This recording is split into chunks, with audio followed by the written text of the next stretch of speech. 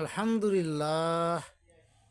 হুজুর কি বয়ান করে, হুজুর কি বলে, আমরা সবাই মনোযোগ দিয়ে হুজুরির কথাগুলি শুনি। আর আমরা সবাই আলহামদুলিল্লাহ লিখব এবং বেশিতে বেশি শেয়ার করব এবং লাইক দিব, যাতে এই ভিডিওটা আমার মুমিন মুসলমান সব ভাই পর্যন্ত পৌঁছে যায়। হুজুর কি বলে আমরা সবাই শুনি। সবাই আমিন লিখে যাবেন। আলহামদুলিল্লাহ আলহামদুলিল্লাহ। আল্লাহ কবুল করুক হুজুরির কথাগুলি। আমিন। এই যে হাতি ছেলেটা মারা গেল, ও বলতো আমি জুমার দিন মৌত চাই,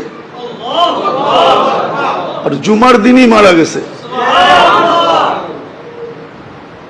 কেননা আমাদের 2 ঘন্টা আগে জুমা শুরু হয়েছে এই সিঙ্গাপুরে।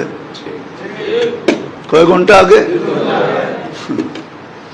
সূর্য এখানে 2 ঘন্টা আগে ডুবছে, জুমা শুরু।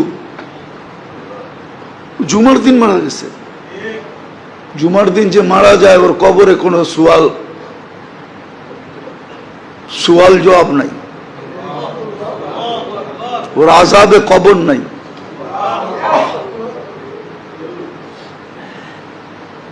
ওই যে মনের থেকে চাইছে আল্লাহ দিয়া দিছে।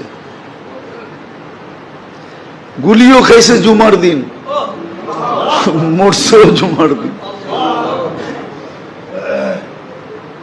হ্যাঁ, ওর কপাল খুলছে, যে মারছে ওরটা পড়ছে, ওর কপাল পড়ছে, আর যে মরছে তার কপাল খুলছে। দুনিয়ায় সংসদ সদস্য হয়ে কি হইতো? আর হাদিসে যেটা লেখা আছে ওইটাই যদি ওর ভাগ্যে জুটা থাকে, তাহলে বাদশাহ থেকে বাদশাহ হয়ে গেছে।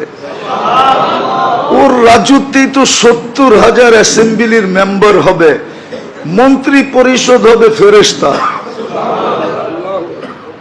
ওর রাজত্বে 70,000 মন্ত্রী পরিষদ হবে ফেরেশতা।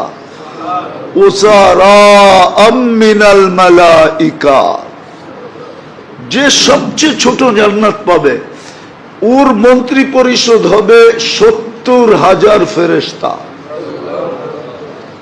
কুরআন বলে ইউতিহি মুলকান কাবীরা। আল্লাহ মনে হয় বলবে 8 নম্বর আসন নিয়ে তুই কি করবি?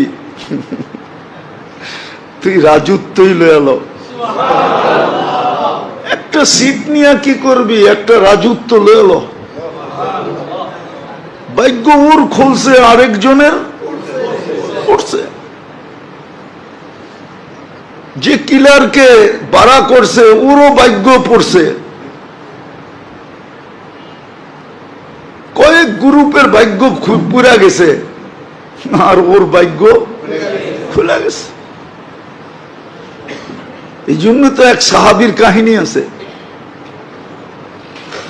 খুনে বিরুদ্ধ বলছে তুমি যাবা কেন যুদ্ধে?